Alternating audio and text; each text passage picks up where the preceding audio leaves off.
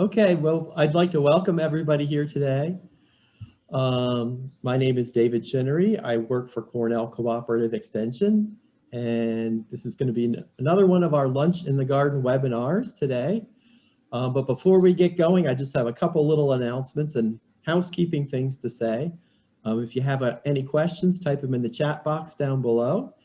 And if you can put on there the slide that you have a question on. Doug has numbers on all of his slides or his pictures today. So if you say, I have a question on number 5 or 10 or whatever, we'll answer the questions at the end, and the number might help us go back and answer the question. So that's the chat box. We'll use that. We will be recording this webinar and putting it on our YouTube channel. So if you go to YouTube and type in Cornell Cooperative Extension of Rensselaer County, and you spell it all correctly, you will get to our YouTube channel, and it will be posted there in a couple days, so you can go back and refer to it. Our next program is going to be Spring Garden Day, which probably most of you have gotten a notice about. Spring Garden Day is going to be on Saturday, March 13th. So it's not this weekend, it's the weekend following. And we're going to have a keynote speaker, a lot of door prizes, a digital swag bag, and a panel discussion. So it's going to be a really great morning, and hopefully a lot of folks will come out and support us in that endeavor. It's going to be our annual Spring Garden Day. It's going to be our 23rd one. So we've only missed one due to a snowstorm. We're not going to miss this one due to the pandemic. So if anybody has any questions about that, you can send us an email. My email is dhc3@cornell.edu, or you can just email us at the regular mailbox. So that's Saturday, March 13th. And then the other thing that's going on right now is that we have a lot of free seeds to give away. And in the front of our building here at 61 State Street in Troy, we have a mailbox, and it's full of free seeds. There's vegetable seeds in there and flower seeds. And you're welcome to drive by, look in the mailbox, and take some free seeds. So that will be out there while supplies last. Who knows how long a mailbox full of seeds will last in Troy? I don't know, but get here soon to find out. So, welcome, Doug. Thank you. Doug Pratt is a master gardener with Cornell Cooperative Extension of Rensselaer County, and he started with us in 1977 or 78? 77. He was one of the first members of the first class of master gardeners ever to be held in Rensselaer County. And actually the Master Gardener program only started about 5 years before that out west in Seattle. So Doug is a great fountain of knowledge. He's got a lot of horticultural experience. One of his specialties, many things that he does, is growing plants from seeds. So today, Doug is going to give us a seed starting quiz and get us prepared to do our seed starting. So Doug, I'm going to let you take it away. Thank you, David. I'm going to take the screen to the slideshow.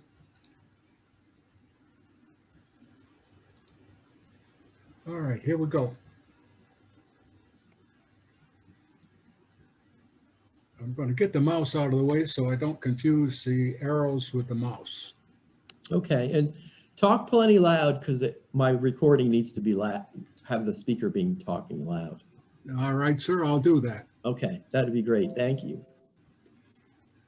The program today is about these different areas. Primarily the last 4, the heat, moisture, light, and feeding. We'll go over other ideas also. This is not a cut and dried seed starting program, not a step-by-step program. This program kind of going to go around the fringes and pick up some areas that might be of interest, areas that I've found important over the years. Years ago, when I started my greenhouse operation, there wasn't any World Wide Web. And cooperative extension was primarily ag, dairy and field crops and so on. there wasn't much information, and you couldn't walk into a greenhouse and ask a guy how to do this because he would see you as competition and he didn't want to tell you anything.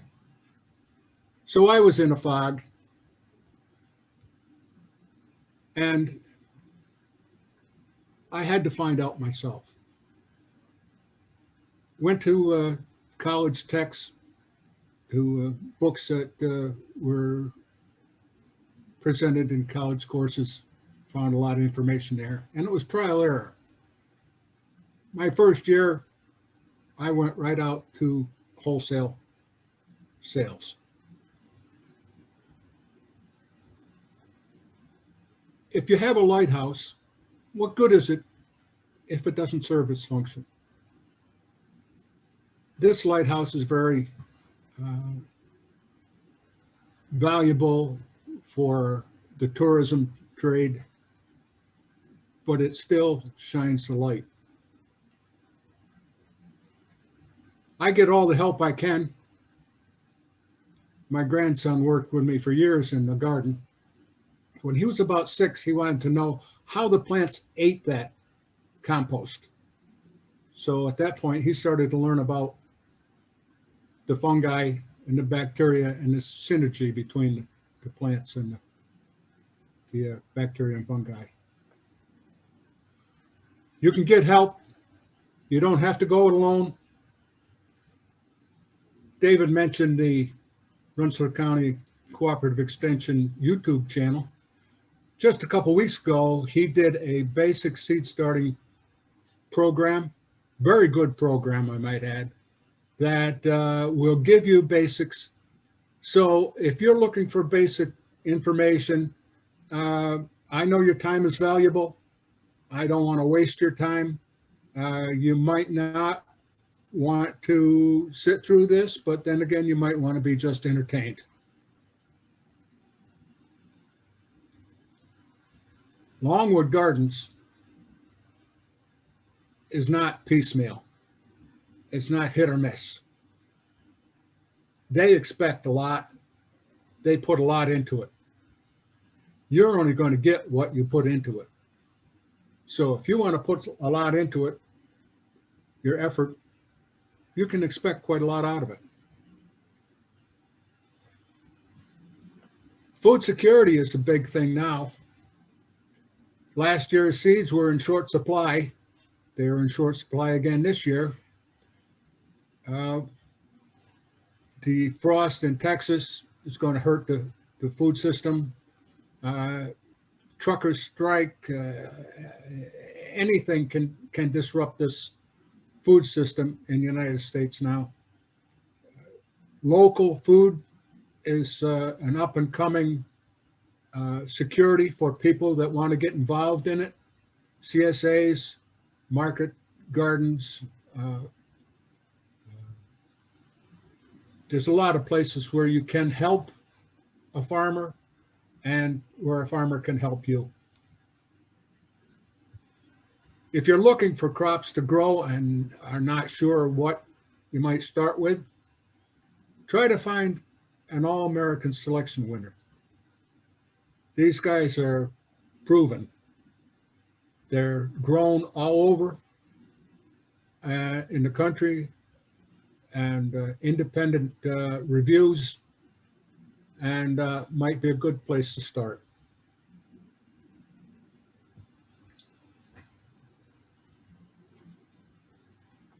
They need to be alive. If you got a dead battery, your car's not going to go. If your power goes out, nothing is alive in your house that you got plugged in. Seeds are no different than anything else that has to be alive. They need to be released from dormancy to germinate. They don't need to be new. They can be saved seeds. They can be collected. They can be traded.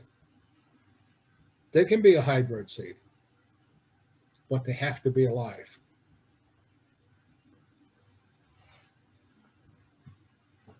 If you're looking for a plant that produces, From each seed that you put in the soil,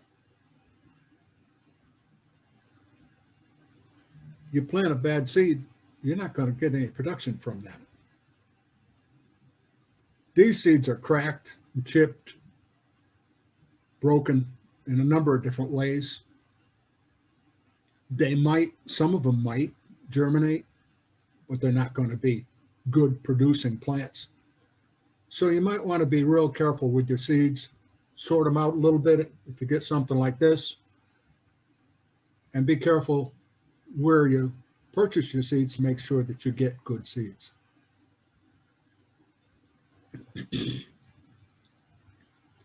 As I was saying earlier, your attention and your commitment is what you're going to get out of it. You don't need anything more. You could start very small. This greenhouse was marginal for the wholesale business. This was my seed house. It's now a hobby house. I use it strictly for growing for family and what I donate. As a house for hobbies, it's exceptional. You really have to be dedicated, and I mean, it's got to be a great interest in order for you to build a greenhouse. I would suggest starting small, working up.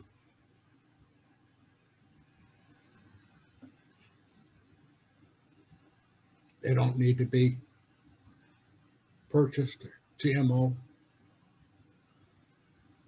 They can be.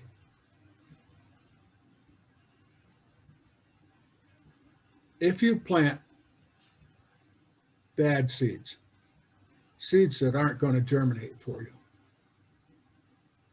how much time have you got to start over? A seed might be from seed to transplant 8 weeks. If you plant your seeds and you wait 3 weeks before you see anything happen at all, and then nothing happens, your transplants that you're trying to grow for your garden are going to be late. So again, good seeds, the only way to go. This kind of germination happens from tested, good quality seeds from a good supplier. The seed package said 97% germination. This flat, I did a little better. I like to get at least what the supplier tells me the germination rate is, and I try for more. A good supplier is going to germinate seeds and test them. Here at Johnny's, they test them twice a year. For every batch of seeds that they have, they test twice a year for germination. And they don't just look at seeds that tried to germinate. They make a judgment for good quality seeds, and that's the percentage that they put on their package. They have seed from all over the world. Most seed suppliers collect their seed from all over.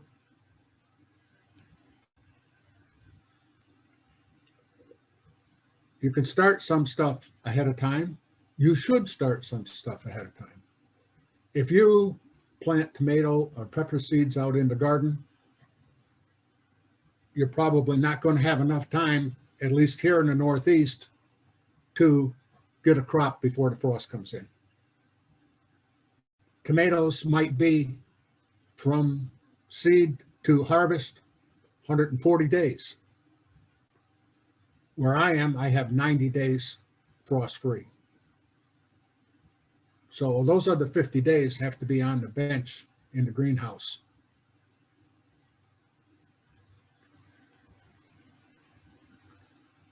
You wouldn't want to transplant carrots. The roots would curl. You wouldn't get a good crop, nice straight carrots. Radish you might do.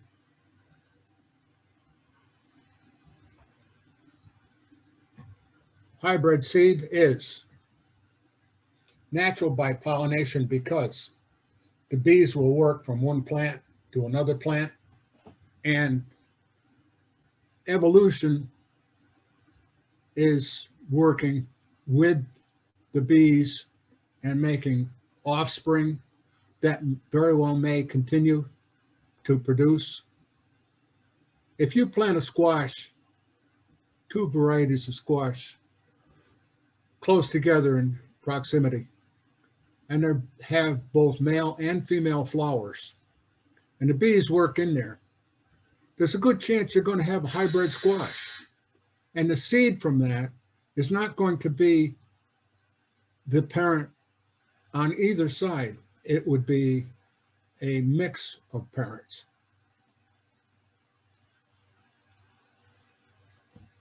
Not all GMO.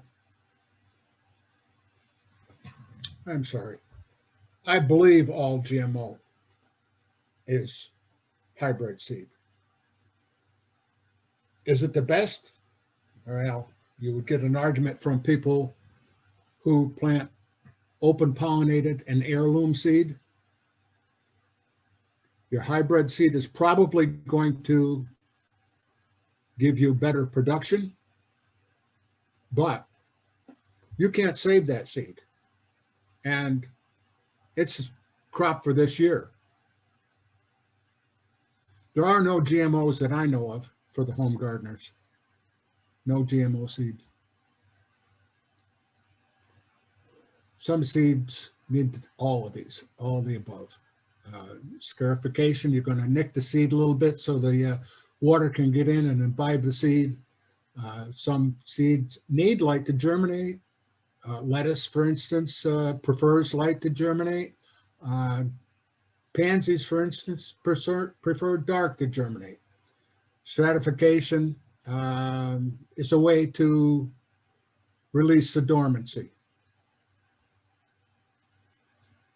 In the upper part of the picture, you'll see a hacksaw blade mounted in a wooden tool. I hold the seed in between my fingers and just scrape it a little bit with the hacksaw blade. I'll do this with morning glories. I did some asparagus one year. Anytime you're doing a canna or anything like that with a hard seed coat, you need to scarify it.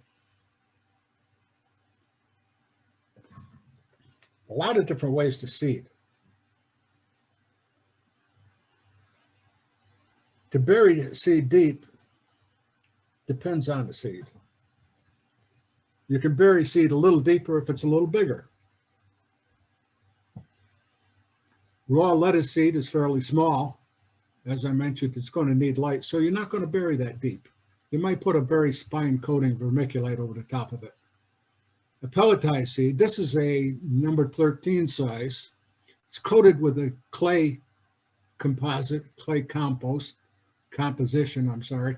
and it sizes the seed up to a uniform size where drop seeders and computerized seeders can use the seed. Pelletized seed is mostly primed.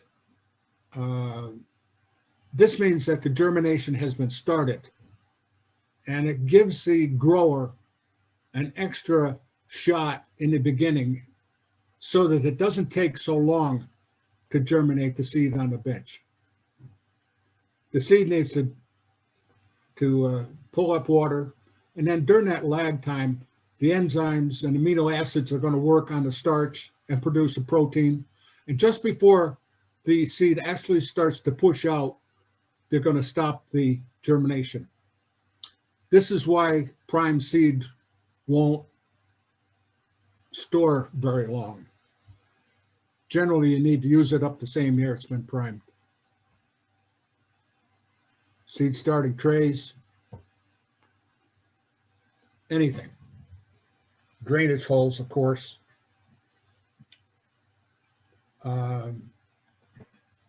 Space.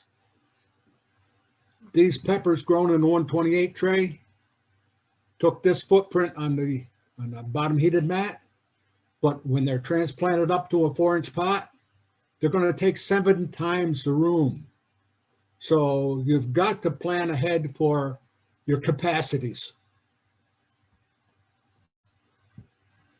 I like to use peat pots, but peat pots dry out.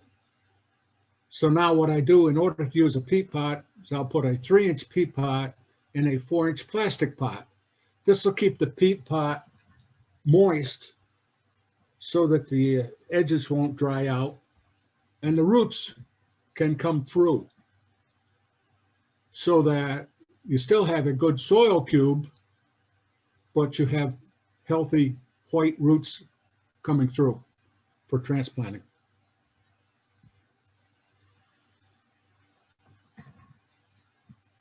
You don't want to use garden soil. I'll tell you a little story. I worked for a factory that had big ovens, and I took a 10-gallon pail of garden soil, a galvanized pail, into the shop, and I put it in the oven, and it stunk up the whole production area, and it stunk up all the offices upstairs, and my name was doo-doo for the next couple of days until the smell got out of there. So you can sterilize it in your oven, but I wouldn't suggest it. Some seed is very small, hard to handle. Also needs fine soil. This seed would be planted on the top with very little covering. And if it were in heavier soil, it would fall too deep through the soil structure. Some seed can take a heavier structure.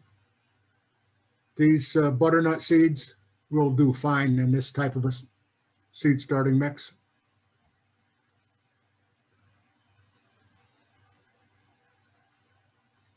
As I mentioned on one of the first slides, we're going to talk about temperature, moisture, light, and fertilizer.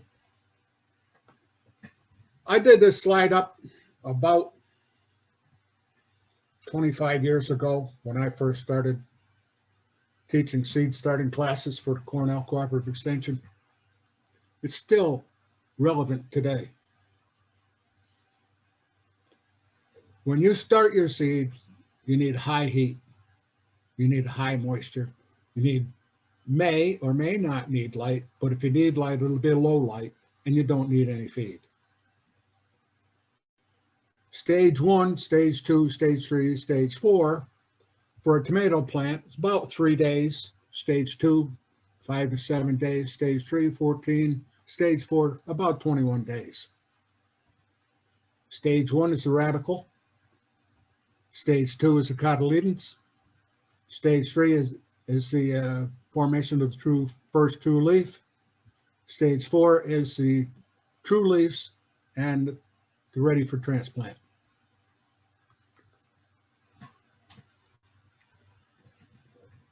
I like to use a bottom watering.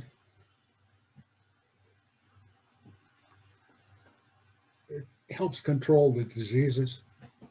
Keeps the plants dry on the top pretty much when they're in the seedling stage. If you're using city water, you might want to set it aside in a gallon jug, let it warm up, and let the water gas out. This will help get the gas, to get the chemicals out of the water that were put there to help sterilize the water. I use a tray that is basically a mason's tray. It's I get this at the Home Depot or one of the big box stores in the cement blocks and cement bag section.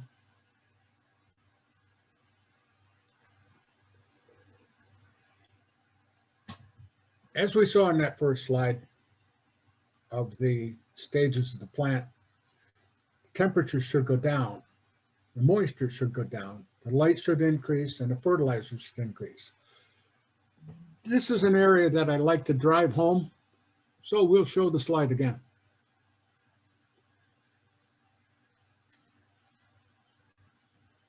Fluorescent lights, all the above. They're cost effective. They produce heat. So when you do put them very close to your plants, you're going to want to provide a little fan or something there, or at least keep track of how hot they're getting.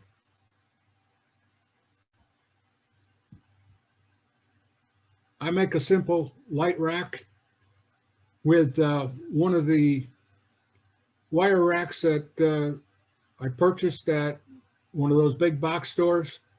I took a tubing cutter and cut the legs off to the length that I wanted and mounted the LED light frames underneath them.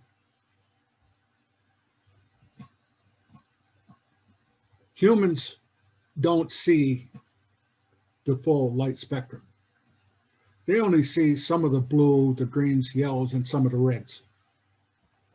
Plants get a lot more of those light spectrums.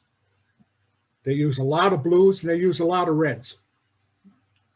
If you provide more blue, you will produce more foliage. If you provide more red, you will produce flowers. A combination will give you a good, sturdy plant. It's now believed that the plants see more than the 400 to 700 nanometers, and they see a little bit more on the lower blue and a little bit more on the high reds. And they also pick up some of the greens and the yellows.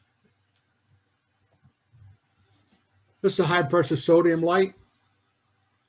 Looks like a lot of light in that greenhouse, but actually there's only enough light there for about 25 square foot. That's 5 by 5 on the bench. Foot candles, the old standard to measure light. Lumens, a newer standard to measure light. Kelvin is the color temperature of light.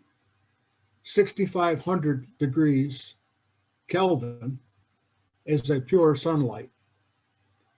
You need a high Kelvin in order to get a full spectrum. PARD is a way that commercial growers measure light, and what they're measuring is photons over density over time.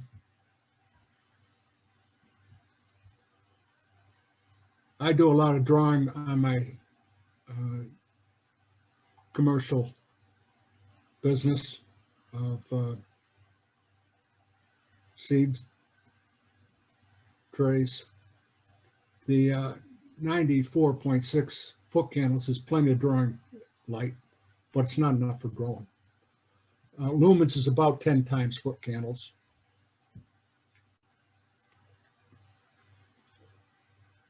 Ten inches from that 4-inch LED light, I have 1,040 foot candles. Light falls off exponentially. So at 20 inches, you would expect it to be over 500 foot candles. It doesn't work that way. It's about a third. 20 inches away is not enough light to grow seedlings. At 30 inches away, you've got barely enough light there to work any plants at all. Maybe a low light house plant, but not germinating a seedling. Let's put some numbers on this. This would be your typical tomato. Heat start, when you're starting to germinate, plus or minus about 74. Decreases to a stage 4, plus or minus about 60.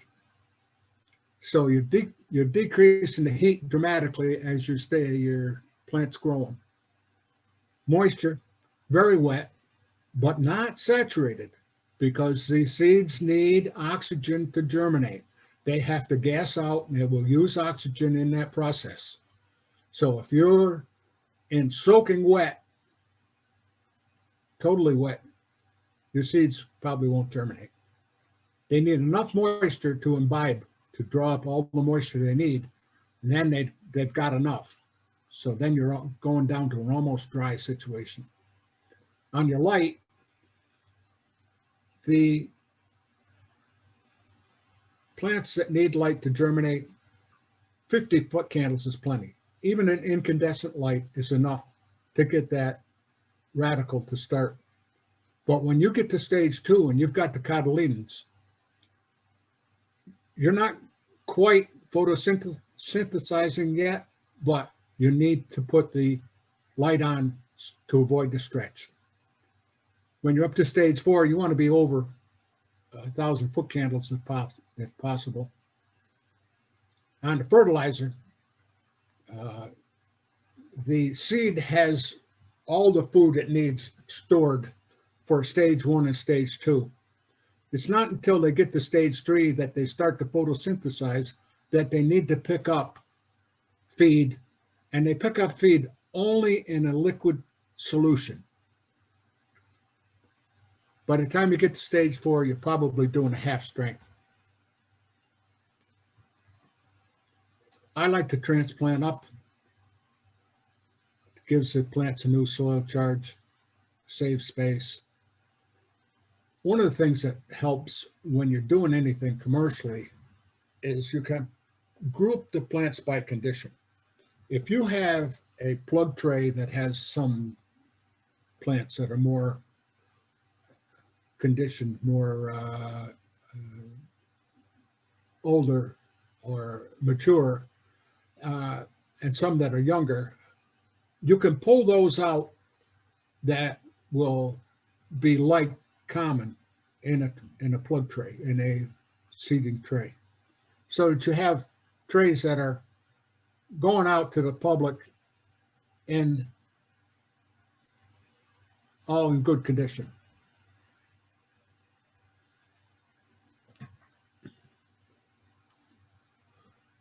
As I mentioned, it needs moisture, but it needs air. You have to have oxygen.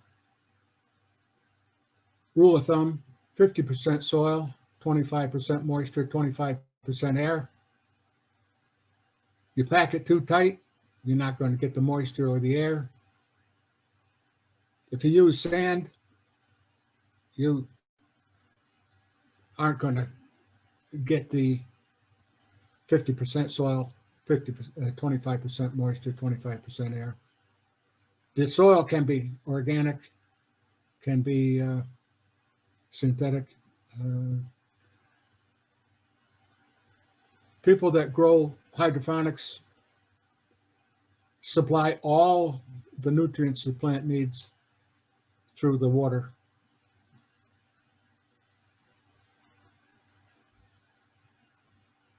Again, I could size them.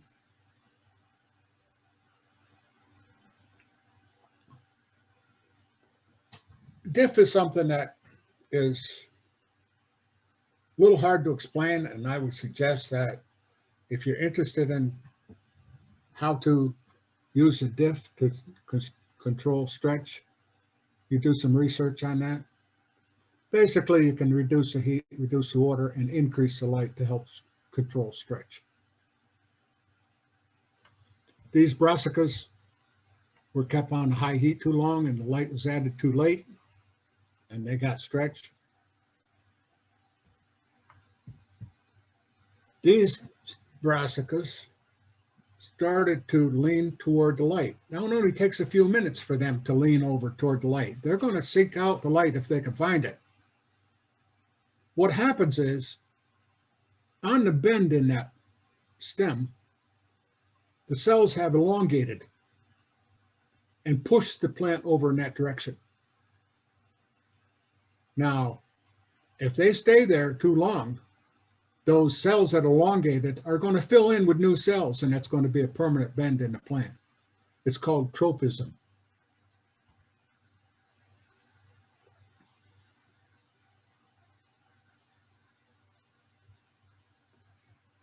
Commercial, organic,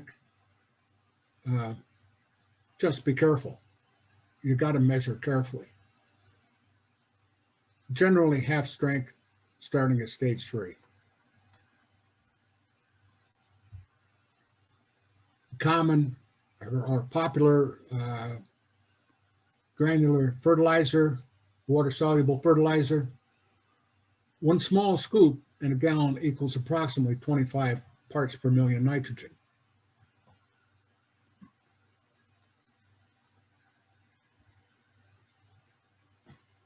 Now, if I had 1 drop of pure nitrogen and put it in this drum, that would be about 1 part per million. Just about 1,000,000 drops in that drum. So it doesn't take very much, and you have to be real careful on your measurements.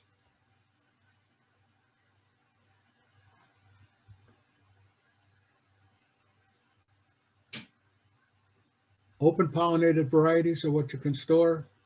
You try to store hybrid, and it's going to revert back to one of the parents or give you some kind of a sport or an offspring, very much different offspring. Rule of thumb used to be temperature plus humidity was less than 100. And recently I'm reading that you're better off if your temperature plus your humidity is less than 70.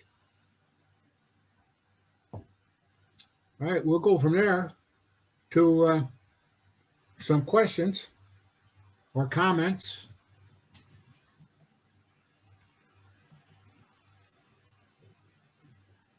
David, what do you have in the chat box?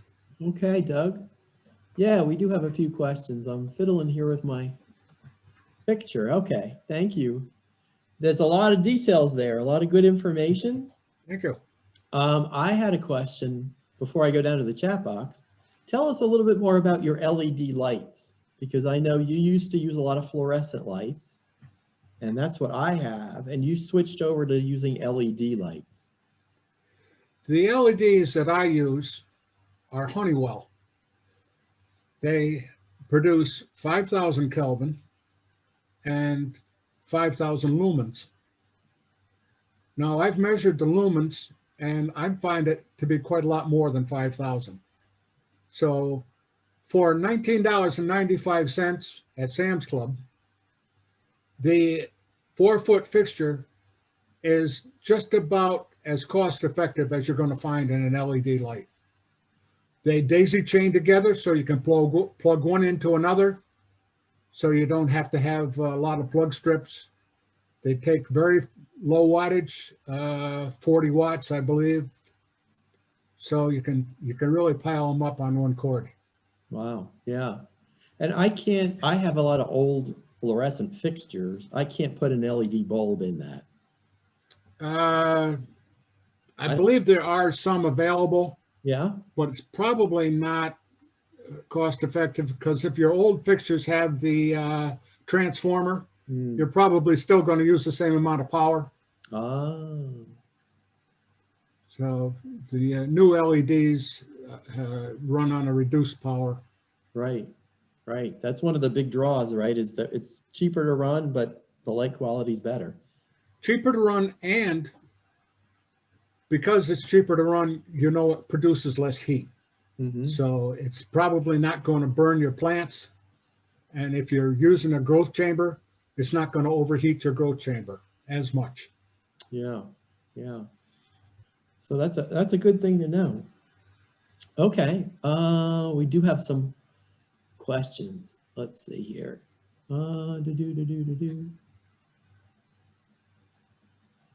Slide number 7. Check the spelling on the title of the website. Couldn't find the website online. Do you remember which one that was?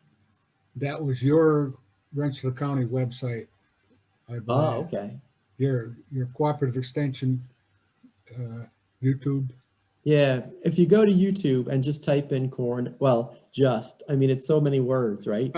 It's Cornell Cooperative Extension of Rensselaer County. And I have lived here 25 years and I still can't spell Rensselaer, so that's the trick. I always have to refer back also. Yeah, I'm always like 2 N's or 2 S's. A good source for seeds, especially heirloom varieties and veggies and flowers, is harvesting-history.com. Do you know that one at all? No, I don't know that one. I do know Baker Creek, and there's one in the Hudson Valley. Not sure what the name of that Hudson Valley seed. Hudson Valley Seed Company. Fedco is the one I always like. Fedco is good for heirlooms and open pollinated varieties. Yep. So there's a lot of other seed companies out there. Let's see. Okay, number 24. Please explain the terms imbibition, radical, and primed. That's a good question because those are pretty technical terms. Okay. Imbibition. All right. Inhibition. Inhibition is that's where the seed actually takes up the. I'm not getting there. I got to stop my share. That's where the seed actually takes up water. It's inhibition, and the seed plumps up with water. It will basically by osmosis draw in all the water that it needs for the process of germination. And then there's a lag time where the amino acids and the enzymes start to break down the starch. And they work on a process that will help produce proteins that can be used in the creation of cells. And at that point, if it's continued, they will start to make roots. The primed seed is stopped partway through that germination phase. Growers have different nomenclature for what's happening in their greenhouse. With germination, they go through phase 1, 2, 3. With further in that germination, they go through stage 1, 2, 3. So they go from phases to stages. And anybody that grows flowers in the greenhouse will know the stages of the bud and know whether they need to push it along for Easter or hold it back. So these are terms that are used to help determine what needs to be done to the plant or to the seed at that point. Right, right. So seed priming is basically you're exposing the seed to moisture. The seed starts to take up the moisture, but it doesn't really germinate. You're just sort of setting the process in motion. That's right. So you're going to save time down the line, because we used to talk about how I've worked with that is we used to talk about priming grass seed, because when you plant grass seed out on your lawn, if it's bluegrass, it takes 3 or 4 weeks to germinate.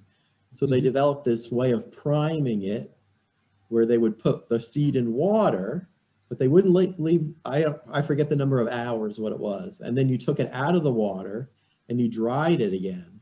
So then you you started the germination process and you stopped it. And you use that manipulation to your advantage, basically. If you were to take pea seeds and soak them for a few hours, you're basically priming the seeds, but you're not stopping them. You're going to take them out and plant them, or plant them in the cell packs from there. So basically, when you're soaking up the seed like that, it's a priming type effect. Yeah, yeah. When you showed the morning glory seed, that's one of the things they tell you about those too, right? To soak them overnight in water. Yeah, that will help scarify plus prime. Yeah, yeah. And then the term radical in politics means something very different than it does in horticulture. Radical is just the root, right? That's the initial root. Initial root. The first root that comes out. Right. Yep. So the seed imbibes the water, and then the processes start, and then the radical usually comes emerging before the shoot comes out. That's right. Yeah, it's a pretty cool process, really. When you think about it, it's the beginning of life. That shoot that comes out is still all stored energy in the seed. The cotyledons, the first 2 leaves, are again all stored energy from the seed. Yeah. So there's a lot of work to do there. that seed has a lot to do. Yeah, yeah. And when you think about all life on Earth basically hinges on a seed germinating, it's pretty interesting stuff. Yes, it is. Okay, number 54, you talked about potting up. And what does that mean? And how do pots save space? Well, potting up is where you take a transplant and move it up in the next size pot. If you were doing a house plant and you were potting up, you would go just one size larger in the pot. But when you're doing seeds and growing them for a crop, you want to give them the next size pot that you're going to sell in most cases. Some of the cases where I go with my tomatoes, I'll start them in a 200 plug tray. I'll put them into a 3-inch pot when they get to a stage 4. I'll take them from a 3-inch pot and I'll put them up into a gallon pot. And that gives me a number of advantages. I'm keeping my capacity in those heated areas that are critical, more capacity by staying with smaller cells and smaller pots. And also, especially with tomatoes, I'm able to, again, control the stretch or how leggy they are by planting them deeper in the pot. This idea that tomatoes are growing, grow roots all along those little hairs, not really, guys. You may end up developing some roots, and you probably will, but you're not going to have roots out of every one of those little hairs. Yeah. You are able to control stretch by planting tomatoes deeper, but some plants that have a crown, if you plant them deep with the soil over the top of the crown, they're going to rot. You can plant peppers a little deeper, but something like a pansy or petunia, you plant that deep, you kill it. Potting up is just a term that says you're bringing the plant from one size up to the next, and it's basically the stage of the plant and where it's going to develop in that next pot. Okay. And it doesn't, what I've always been fascinated by is it doesn't do you any good to take a really small seedling and put it in a giant pot. Sometimes that seedling just languishes there. Well, what happens is there's no stress. And sometimes plants will do much better if they have a little stress. Go back to your grass, for instance. If you water your grass very lightly, day after day after day, you won't produce any root system or a good root system. You have to water deep in order to get those roots to go down and get that water. With your plants, you pretty much have the same thing. If that plant has all the room it needs to grow a root, there's not enough incentive for that to push out more roots. By sizing the seed to a smaller container, you fill up that container with roots. If you don't transplant soon enough, the roots are going to be root bound. They're going to go round and round in a circle and root bind. So the potting up brings a plant with a good, healthy root structure into a new soil charge. And now those roots are able to work out into that new area. So that's why you do the potting up, and that's primarily the reason for it. Again, it's a space consideration. I can put a couple of flats on a heat mat and seed it in a 288 tray. When I put that in the greenhouse of 4-inch pots, it's going to be 20 or 25 flats. So potting up saves you space. Also, if you were to water a large pot with a plant in it and make a mistake, water too heavy, that pot's not going to dry out. That plant is in that wet water for too long, that wet soil. Yeah. Whereas if you made a mistake with fertilizer and fertilized too heavy, there's not much you can do. I mean, you can water through and leach the fertilizer out, but again, you're not going to have a healthy plant. Yeah. There's a lot of tricks like that. Yes, but if you start smaller, the smaller the cell that you start your plants in, the more attention you're going to have to give it. Right. Because now it's going to dry out quicker. It needs a better uniform heat. It needs more and better uniform light. So starting in a small cell and potting up has its advantages, but it also has its disadvantages. Okay. Let's see. I can't tell you how much I'm learning. It is a blessing to learn from a true scientist and a true master gardener. Thank you. I've been at it for a while. What process do you use to harden your seedlings before planting in the garden? Well, it's basically, I have an open side on my greenhouse and I put them on the bench there, make sure that they're getting a lot of air, and they're shaded somewhat because the cover is still over the main part of the greenhouse, but they're getting more sunlight on that open side. What I might do if I were going to harden off outside the greenhouse, I'd probably set up a hoop frame and put a shade cloth over it. Shade cloth can be purchased in a number of different percentages of weight. Basically, what you got to do is bring them out easy. You wouldn't take a baby out on a sunny day without having the baby covered. You can't take your plants out on a sunny day. They're going to get sunburned just as much as the baby is.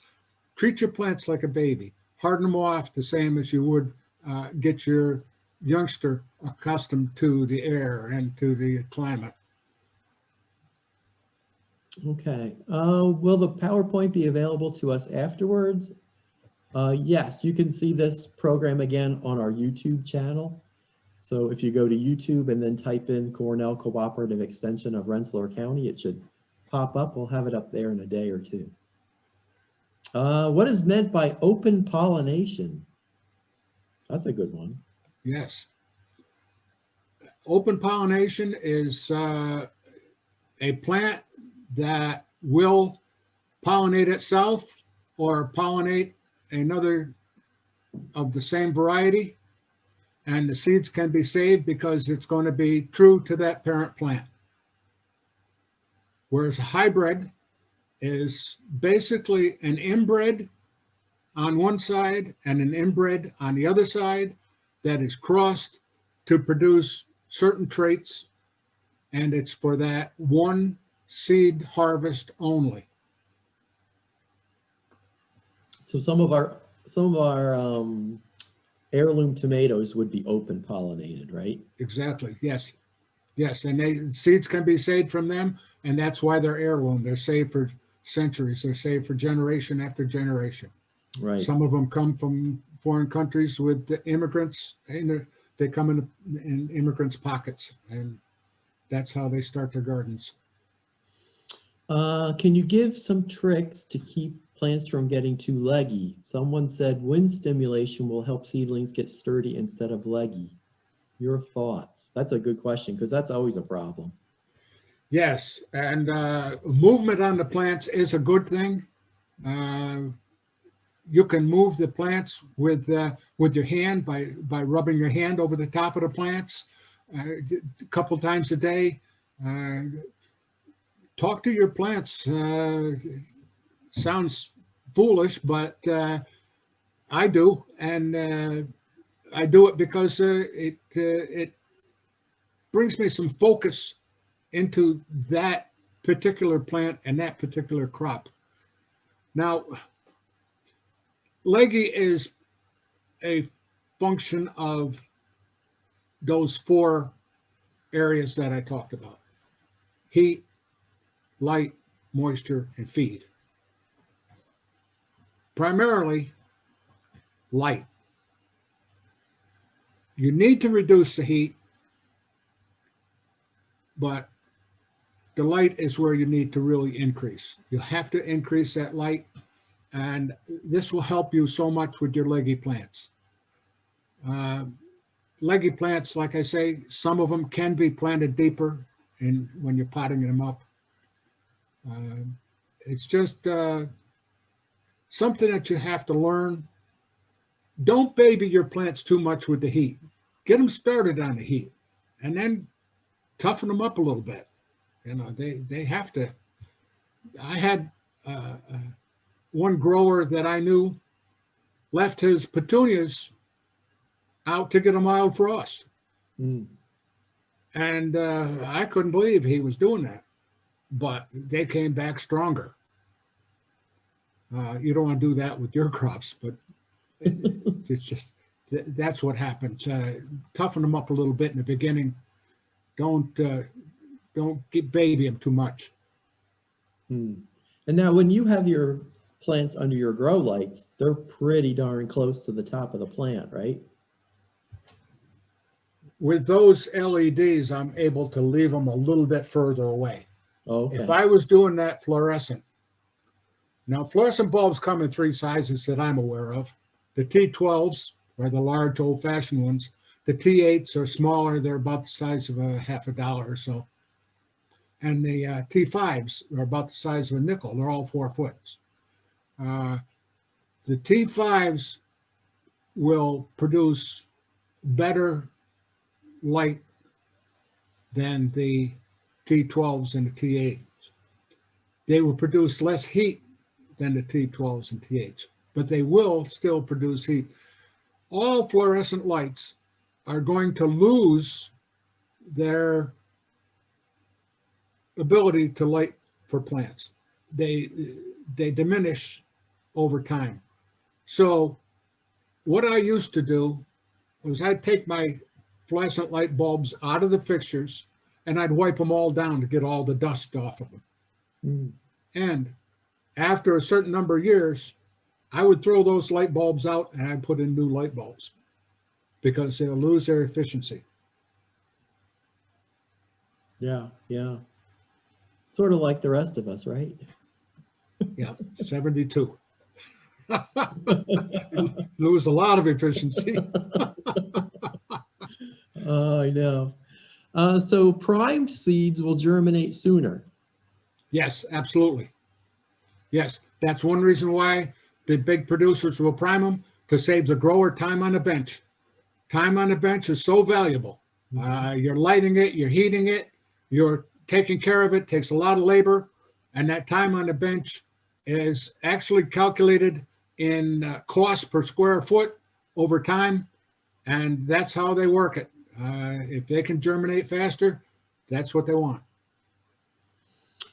If my growing room is too warm, can I stunt the growth on my seedlings by occasionally opening a window to shock them? I grow them in a house which is 70 degrees and my seedlings always get leggy. All right, this is going in a little bit different direction, and I want to try to explain diff a little bit. Yeah. Now that would help control leggy plants. Normally, big growers will do what's called a reverse diff. They will grow warmer at night than they do during the day. Now, how do you do that with the sunshine? When that sunshine comes out, you know, your greenhouse might heat up to 80 degrees before your ventilators come on. You can't keep your greenhouse 80 degrees at night. So what they'll do is they'll open the ventilators first thing in the morning for a short period of time to show the plants a cooler temperature right there in the morning than they had overnight. And the differential is about 5 degree target. So for an hour or so, they'll open and they'll cool down about 5 degrees. So this person that has a grow room that is too warm and wants to open the window, that would work.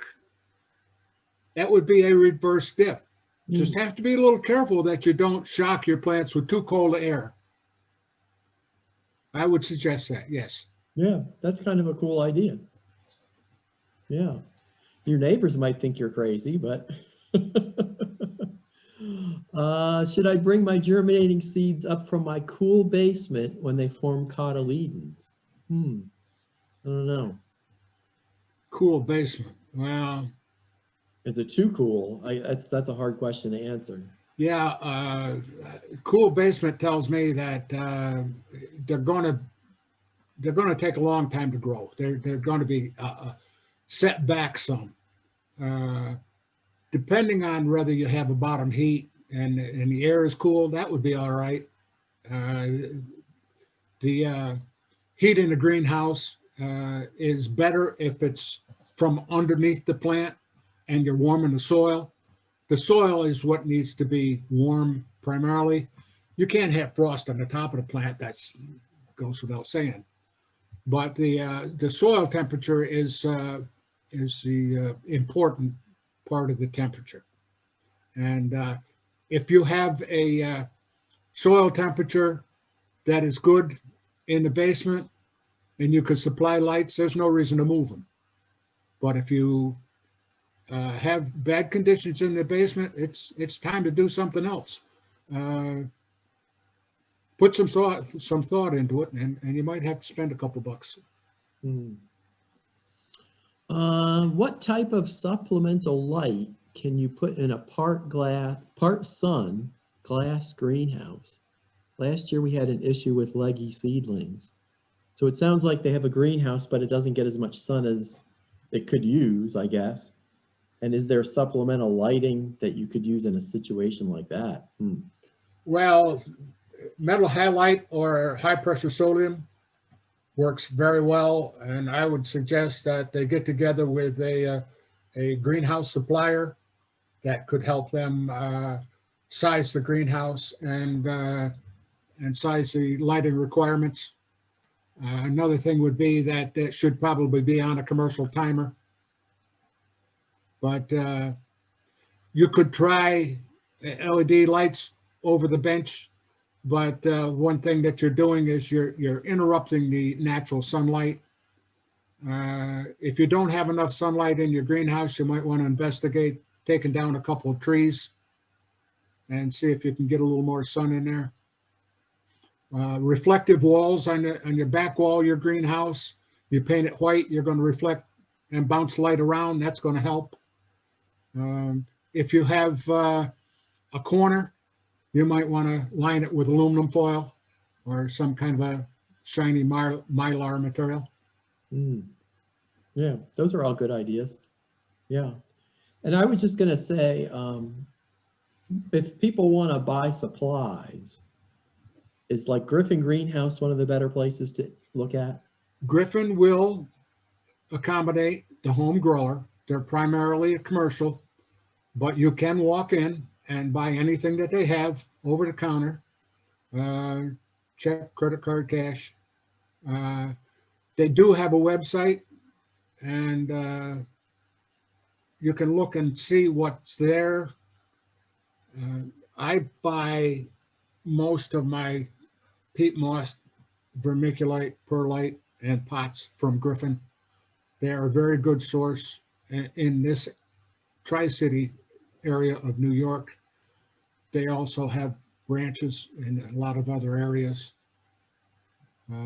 Good people to do business with, but again, primarily commercial. Right. And if you're not spending a lot of bucks, you might not get a service that you expect. They've always been nice to me, but I don't know if that's because they know me. Of course. Or I just walked in off the street. And, oh, you're part of the status. Well, yeah, I'm a celebrity, I know. Yes, you are. Well, we should mention it's Griffin Greenhouse. It's in Schenectady, New York. Van Guy's, I think, is the name of the street. It's on the exit that will take you down to Broadway, and it's right behind Marcella's Appliance. Yeah, so it's Griffin, Griffin, I think. Yes, it is. They're good people to do business with. Yes, they are. Yeah, yeah, and it is a place that you can buy larger quantities. If you want to buy, you know, a couple bags of perlite, where do you buy that from? It's hard to find otherwise. Well, you buy in bulk and you save so much money. Right, You right. buy a bag of perlite over there, and I believe it's 3 cubic foot. And, you know, you'd spend probably 3 times that to buy that much at one of the garden centers. Right, right. So it's a little bit more affordable to do things. Yes. Okay, well, I think that's all of our questions. I want to thank Doug. He is a tremendous resource. Oh, somebody posted the address for Griffin. So there we go. Thank you. That's great. You know, we should say they're not a sponsor, or Cooperative Extension isn't supposed to promote anybody over anybody else, but. Well, the same with Johnny Seeds, but I mean, they're just a good supplier. Right, That's, right. that's all I could say. We don't mind mentioning a few things. So thank you, Doug.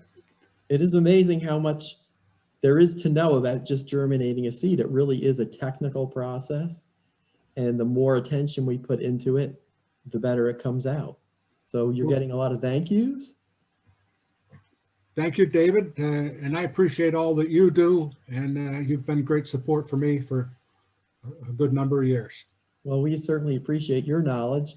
And it's great to have master gardeners that know different things in different parts of horticulture, because it's a lot of fun to meet different people that have these specialties. So I appreciate you sharing with us.